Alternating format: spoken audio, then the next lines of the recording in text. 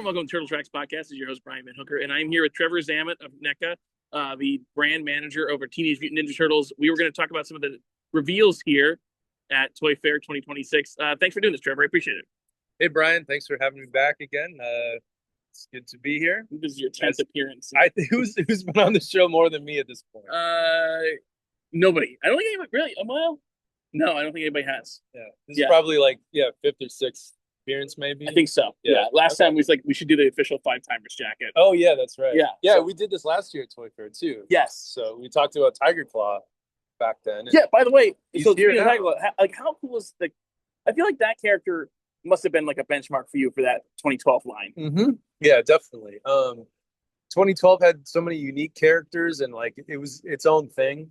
So yeah, Tiger Claw early on, we knew we wanted to like get that, and he's just such a perfect action figure with all the stuff like the equipment, the weapons, like all the different looks that he's got. It's perfect for like swappable parts, extra heads, like all that stuff. So he has a lot of missing body parts. He's seen some stuff. He's been through some things. There's a lot of damage on that character. Yeah. Tell me like a detail from that, like because you guys work with the files from the show, correct? Correct. Is there a detail from that character that you're like, oh shit, I didn't know that was there? So I know for Casey Jones, one definitely comes to mind. I have to think a minute for Tiger Claw, but on Casey, he's got this like a do-rag, right? Like hanging out of his back pocket. Okay. And but it's tied to a gym lock, like a padlock. Oh. But you only see the impression of it like in the pocket. Yeah. You can see the little top part of the padlock, and then it's tied off with a knot like it's like this black rag that's hanging out of his pocket. But that's something like he moves so quick in the show, it never focuses. Sure. Specifically not on his ass too. Yeah. So yeah, like Casey's outfit, all of his gear, it's really elaborate. Sure. And then I'd sat down with Ciro, and he was sort of going over point by point, like this was this piece of like these were like skateboard pads, or this was like a BMX thing that like I had back in the 80s, and like we were looking at actual like where the reference came from. Like Ciro's showing me all the source material for like the knee pads, the elbow pads, like the gym lock, like all of that stuff. Nice. So yeah, that's stuff that like I think if you're just watching the show, you have no idea. Yeah. Like where it all comes from. So he sits on a padlock every time he sits down? I guess. That seems very uncomfortable. Yeah. Well, he's like an angry kid. It might add into like some of the angst and stuff, Does he come with an alternate head of just his human face? Yeah, there's a masked and an unmasked. Okay, cool. Yeah, two heads for him. And then who else is coming? We've seen Slash. Yep. Who is enormous. Yeah, gigantic. What was that like? Anything to say about his sculpt? Because he's he's cool. And when it was done, we printed him. It was like, oh wow, he's really big. And then like the shell, when you see the back of him, the shell, there's so much detail on the shell. And then that ended up being 2 or 3 molds or something at the factory. So it's like he was really big and just like more expensive than we thought. So we're trying to like negotiate and like get the price down and still make it like really cool but affordable. And so is he smaller than he should be? He might be. Some of them are like, it's hard to tell. It's hard. Yeah. I thought he looked a little bit too small, just the way I remember him from the show. Like Travis Hasback is the one that's like really kind of art directing the line and knows the show. So I always like check with him. And we found a lot of reference from the show. He's like, no, actually, Slash, like he kind of lines up with like Splinter and like Tiger Claw, and like his height is kind of averaged out with a few of the other like taller characters. First episode 2 where he's like fighting rats, he's sort of shown in a like bottom up looming, like a worm's eye view kind of. Like, yeah. They do like camera tricks sometimes so to make him. It skews it a little bit because that's how I remember him just being like enormous. But yeah, we went back and checked and tried to find like shots where he's standing next to other characters or near other characters, so we can like approximate the height. Is he's shorter than Leatherhead? Oh yeah. Okay. Yeah. So Leatherhead's huge in the show. Yep. Yeah. Are you thinking about A gigantic Leatherhead. I think about it. We haven't started it yet, but I've been thinking about it since we made the cute Mikey face. I'm like, we need to have Mikey like pizza soup to the Leatherhead. And then I was like, good Lord, like, because in that scene where he's got the ladle and he's like feeding. Sure. I'm like, Leatherhead is going to be humongous. So yeah, I've thought about it. We haven't like done anything with it yet. Who else is revealed here? So we already have the Turtles and Shredder. Casey and Metalhead. Metalhead, yes, which the best Metalhead. To be clear, it's the best Metalhead by far. Definitely, yeah, probably. What was the anything to share about that process? I love the shell. Yeah, he's got really cool details. He's got all that kind of C-3PO like wired guts, like in the middle, like in the middle of his torso. Yeah. The shell's really cool. He's got a good like metallic finish. But because he's shorter, we loaded him up with like blast effects, and he's got like the cannon and the flamethrower hands, like all the interchangeable parts. So we try to balance out the fact that he's tinier than the other figures, just with lots of cool accessories and stuff. Because you get a lot of like Inspector Gadgety kind of stuff that pops out. Yeah. Some of that we'd have to do in an accessory pack or something. Yeah. But yeah, there's that great scene where it's that gag where just like 50 different weapons just out from behind them. So we want to sculpt that, all of that, but that hasn't happened yet. Sure. So, but yeah, we're trying to load them up with all kinds of cool attachments and different things. I feel like in that show, like Metalhead's design is one of like the things I got most excited. I love that he's short too. Mm-hmm. Like there's so many things about that design. I was like, man, they nailed that character. Yeah, and he next to Donnie. He comes with the remote control for Donnie too. Nice, so you can have Donnie sitting there like kind of working the controls for Metalhead. Great. So yeah, he's a great figure. Really like just. I don't know if it's going to make the final cut. I don't know if I should mention this or not. We did sculpt a Krang head that wraps around his head. Oh, nice. So he might still some of the stuff. It gets so expensive. We have to like things. But we did do some alternate Metalhead heads. One of them where it's like glowing like pink, and it's got the Krang. Oh, that's like cool. Where he takes control of Metalhead. I don't know for sure if that's gonna. That would be cool. I mean, hopefully it makes the cut. We've seen the footbots. Is this the first we've seen the footbots? No, I think we've seen the footbots before, and those Tiger Claw and the footbots are going to be at Holothon at Target. Okay. So they'll be available in the next couple weeks. Like usually Holothon starts like in March. So those are coming now. Yeah, they'll be out like in the immediate future. Oh wow. Okay. Cool. Yeah. How much was it change from the foot to the footbots? Right? Footbot is just an upgraded foot soldier. So you get all the same weapons, the same hands. It's a new torso with the extra like robot spider arms. Sure. And then those like weapon attachments. And it's a 2-pack. It's a 2-pack. So it's a great army builder. Where's Pizza Face? We can have to wait way too long. I love that character. Yeah, we sculpted a Pizza Face. I wanted to put him in the diorama. We just didn't get to painting him in time. We've sculpted a bunch of stuff that could end up in an accessory set, or just it will go with another figure somewhere. But yeah, there is a Pizza Face in existence. Has not officially been shown yet, and I don't know where it'll come out, but it's there. We did like the gross pizza too, with like the dead rat and the fish bones. Oh, nice. Tin can and stuff. I want that, and I want Fat Mikey.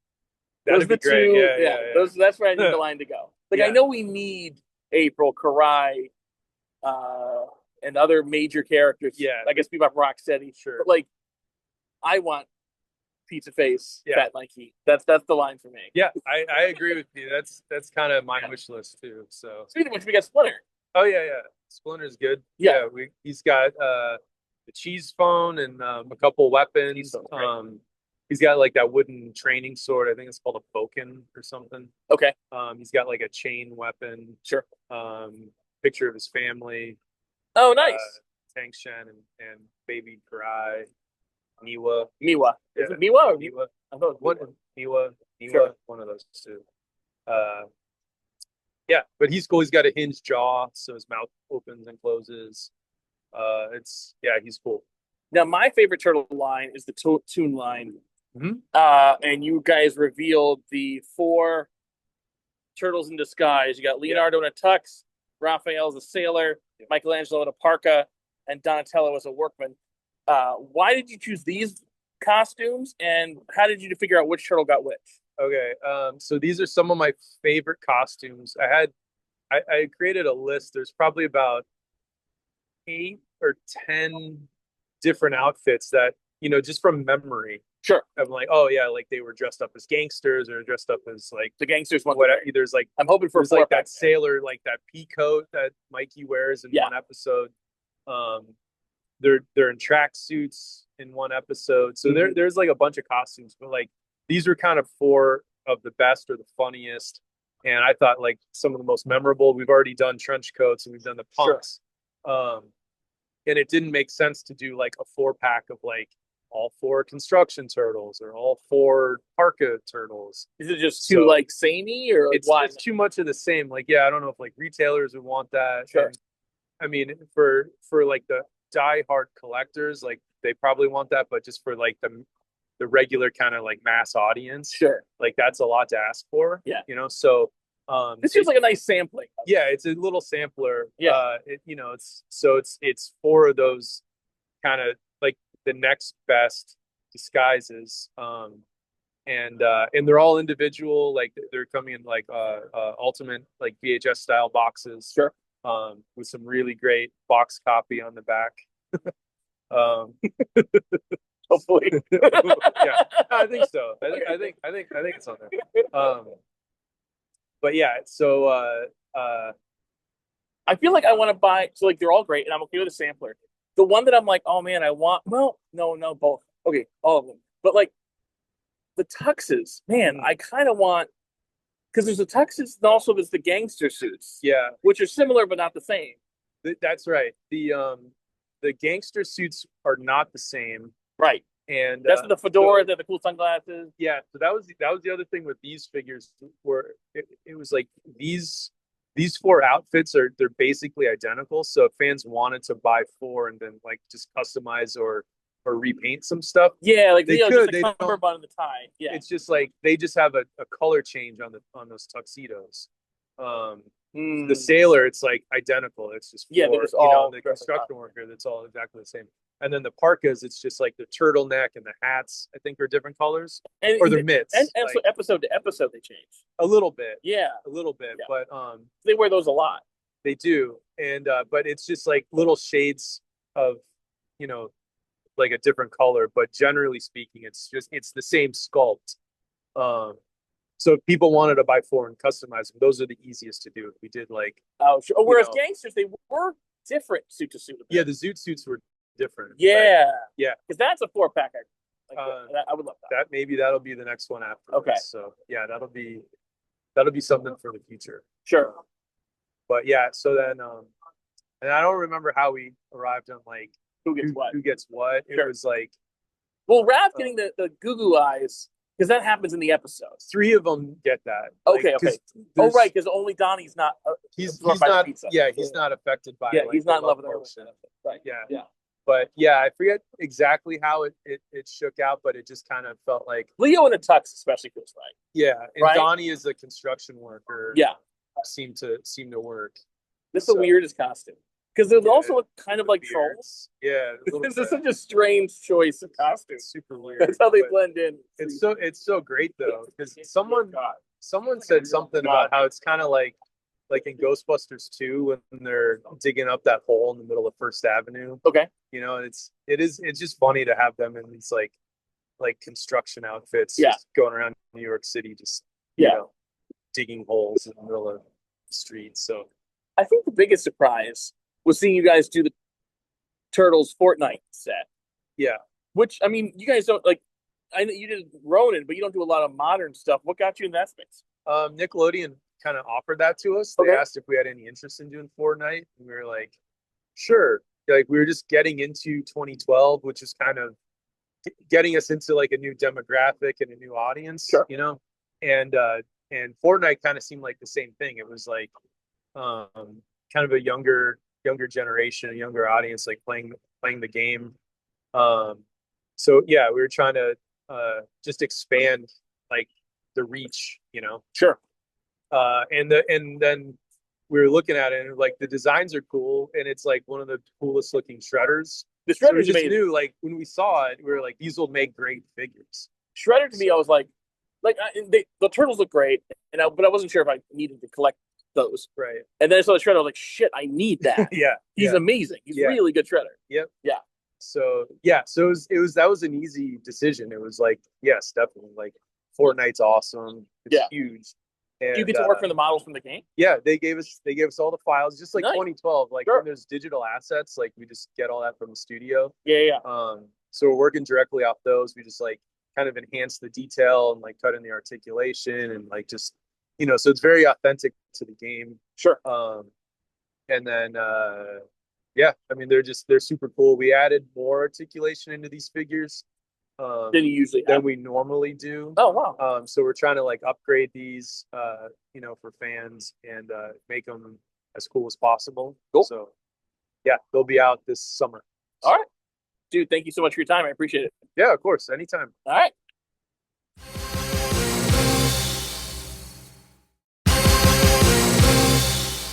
Hello, welcome to Turtle Tracks Podcast. I am here at Toy Fair 2026, and I'm here with Claudio Paola from McFarlane Toys. Claudio, thanks for doing this. Yeah, thanks for having me once again. Appreciate it. So we are going to talk a little bit about the turtle line from McFarlane. So you've got the turtles out now. Are Bebop and Rocksteady out, or they're coming? Yes, Bebop and Rocksteady, who are part of Wave 2, is available now in retail stores. They just hit. Yeah, they just hit retail. Okay, yeah. Because I haven't seen them in person yet, so I know Oh, okay. But I need to. Yeah, I need to do my work. You haven't seen them in person in store yet? In store, yeah. Okay, yeah, they're literally available now. As probably this week. Okay, cool. So they went on pre-order about a month ago. Sure. So they're hit stores roughly now. The Bebop and Rocksteady, man, those look great. Yeah, you saw them in person. They look incredible. The detail on them. They're huge. They're some of probably the best ones in the entire two waves. I'd say, yeah. Those are the ones. Like, I mean, I want all of them. But like the Bebop and Rocksteady ones, I'm like, okay, those are the biggest excitement for it. Yeah, hands down. Even the head sculpts, even on Bebop, we didn't have them on display, but the head swap with Bebop with the knocked over glasses. I saw that. Yeah, so cool, man. Yeah, and Rocksteady with the sledgehammer. We know what he does to Donnie, and I don't want to spoil it, but I mean, yeah, it's been so many years now. I feel like it's okay to. Yeah, okay. Poor Donnie. We'll just put it that way. I noticed too, like this line has a lot of like deep cuts. So like Clunk the cat is with Michelangelo. Yep. And Pepperoni is with Raphael. What was the motivation behind including those? I think we were going towards more of we need character behind those two. We could have given Michelangelo a slice of pizza. Sure. But I think we want to go a little bit less obvious. Yeah. I know we gave Leo just swords and extra hands, but it also comes down to finance when we're trying to develop these toys. Like, let's give them something small. We got to stay under budget, and we think these characters or these accessories would be perfect to hit that price point. We did discuss different types of accessories. I was actually on the call regarding like listing what we can include as an accessory. I wasn't part of the picking and the confirmation, but I did provide a list of items that we could potentially add to these as accessories. Sure. Is there particular artists who inspired the toys? Because it looks like the turtles look a lot like Sophie Campbell's work. The Bebop and Roxy look like Ben Bates and Dustin Weaver. Obviously, they all go together. But I mean, is there anything that informed that?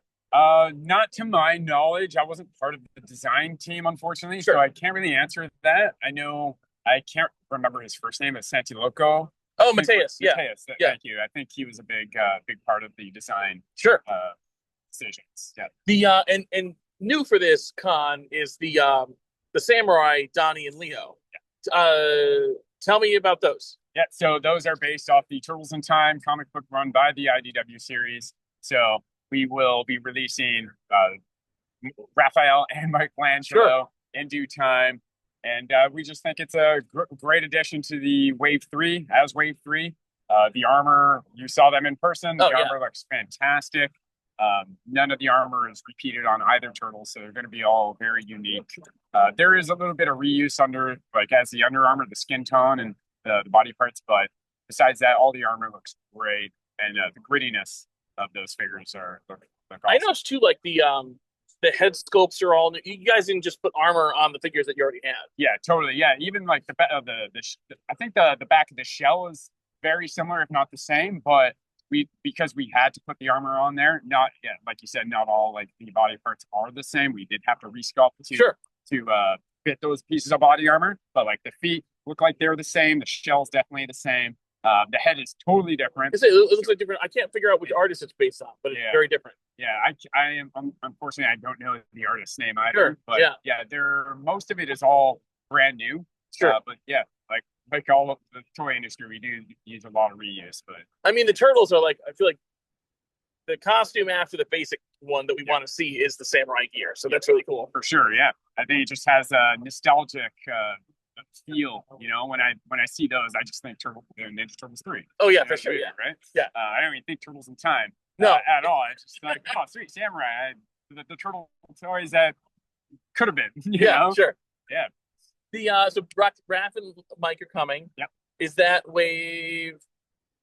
Wait, so is this wave 3? Is the samurai gear? Yes. So there's 2 other figures that I can't name who is part of wave 3. Sure. And then wave 4 will have 2 more, the Mike and Raph, and then 2 other characters who I also cannot name. Are those all Turtles in Time themed? Correct. Yep. So including the other 2. Yes. Yep. Okay. Yep. So expect to see, I guess in this case, 8 more Turtles in Time figures. So I'm like when a lot the characters I want to see most are the ones that like haven't been realized in toy form yet. So like Old Hob. Yep.